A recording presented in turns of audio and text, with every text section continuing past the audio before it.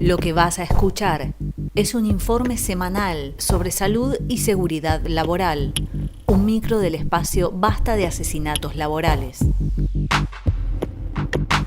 Preocupación de docentes y comunidades frente al regreso a clases presenciales.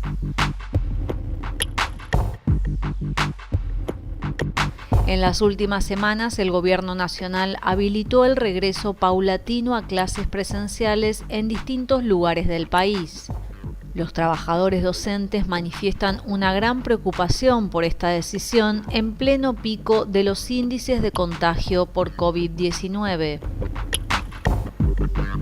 Reclaman que las escuelas estatales no tienen condiciones para cumplir con las condiciones mínimas de seguridad para evitar el contagio del COVID, por los problemas de infraestructura que arrastran hace años. Denuncian además que en todos estos meses, con las escuelas cerradas, no se han realizado obras ni arreglos para preparar el retorno. Reclaman también que no han sido convocados a participar en la elaboración de los protocolos sobre sus propios lugares de trabajo. Se aclara, además, que lo que existe no son protocolos, sino lineamientos muy generales que deberían ser usados como base para hacer protocolos específicos ajustados a los establecimientos concretos. A esto se suma la preocupación por la sobrecarga laboral que implica tener que trabajar simultáneamente de manera presencial y virtual.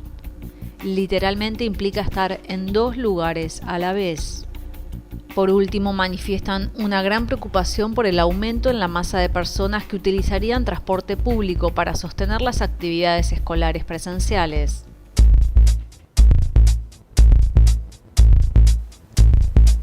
El cumplimiento de las medidas de cuidado y prevención dependen de la organización de las y los trabajadores. Entrevista. Ana Canulo, secretaria general de SUTEBA Bahía Blanca.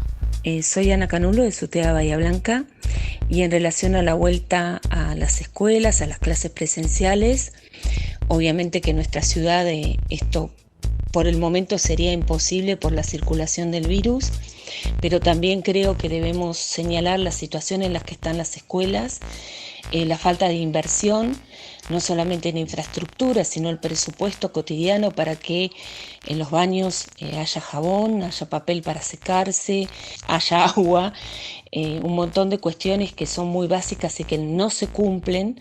No creemos en las promesas de inversiones del gobierno porque nos ha venido pasando que no tenemos los elementos que necesitamos a la hora de la entrega de alimentos, por ejemplo.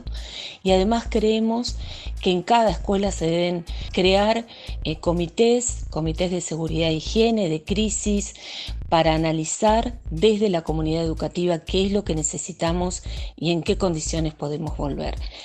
Nada se nos consulta ni a nosotras ni a las familias y creemos que somos quienes debemos decidir estas cuestiones y tener la voz ahí en esas decisiones. Pablo Masuti, secretario de Educación del SUTE de Mendoza. Justamente acá hicimos asambleas, distintas reuniones con distintos niveles y modalidades a partir de justamente el intento del gobierno de volver a la presencialidad y con la amenaza de la presencialidad y la virtualidad y justamente ante el abandono del Estado, fundamentalmente en el Estado acá de Mendoza, donde no hay paritaria, no están pagándose los aguinaldos, no hay suplencias, no hay aumento salarial, justamente se han cerrado todos los ámbitos de discusión y con la imposición de una ley que avanza sobre los derechos de los trabajadores y trabajadoras y de los estudiantes, en ese contexto, por supuesto, y este abandono que estaba previo a la pandemia de las escuelas y sumado a las necesidades que hoy tenemos del sistema educativo y que las escuelas en ningún momento han estado en condiciones ni lo están en esta situación donde se debería preservar fundamentalmente la salud de trabajadores y trabajadoras y de las comunidades y estudiantes, hemos rotundamente y unánimemente rechazado la propuesta de cualquier tipo de presencialidad, ya que no están dadas las condiciones ni edilicias ni las condiciones para que se garantice el aprendizaje. Aldo Charaviglio, secretario gremial de SUTEBA Tigre. En los últimos días se conoció que la Dirección General de Cultura y Educación de la provincia de Buenos Aires resolvió un protocolo para el retorno a la presencialidad en las escuelas, a pesar de que todavía estamos en el pico de contagios de la pandemia de coronavirus. Este protocolo tiene un montón de indicaciones formales, pero no da cuenta de la realidad de las escuelas, ni de los edificios compartidos entre primaria y secundaria, ni de la falta de mobiliario, ni de la falta de condiciones de ventilación, ni de un montón de cosas, como por ejemplo la falta de insumos, alcohol en gel, jabón líquido, toallas de papel, papel higiénico, que son todas cosas que si alguna vez hubo en las escuelas es porque lo llevaron docentes, estudiantes y auxiliares. Así que es un protocolo que no garantiza para la comunidad educativa en general ningún retorno seguro a esa presencialidad. Finalmente, algo que nos preocupa mucho y que tenemos que destacar es la instalación, tanto en este protocolo como en el que sacó Trota en el Ministerio Nacional, de la idea de la bimodalidad, es decir, más sobrecarga al trabajo docente, en el cual se va a pretender que la docente o el docente que está a cargo de un curso en la presencialidad después tenga que seguir trabajando en su casa en la virtualidad. Esto es lisa y llanamente la destrucción del estatuto del docente y un avance sobre las condiciones de trabajo del conjunto de la docencia. Angélica Cano, de la agrupación Púrpura, parte de la minoría de Aten Capital.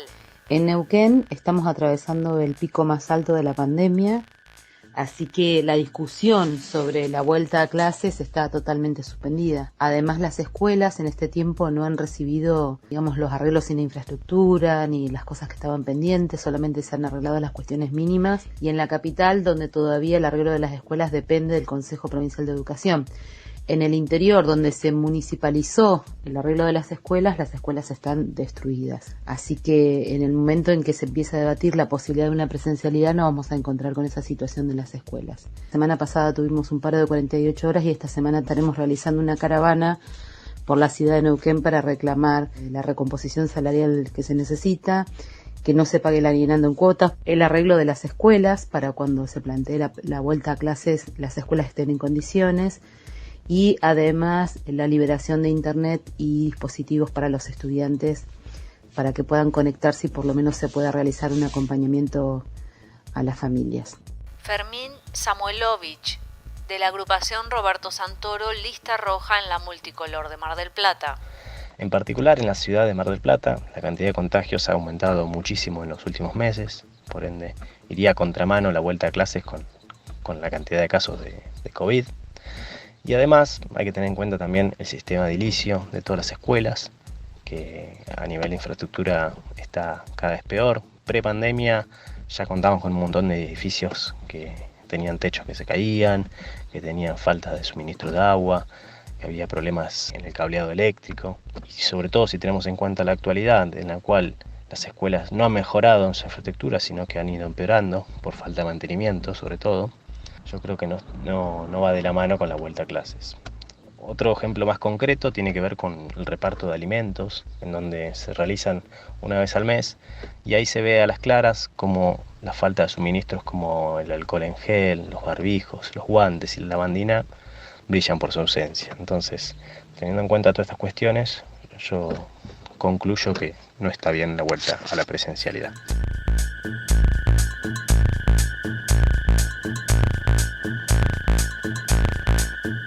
Este fue el informe semanal sobre salud y seguridad laboral, un micro del espacio Basta de Asesinatos Laborales.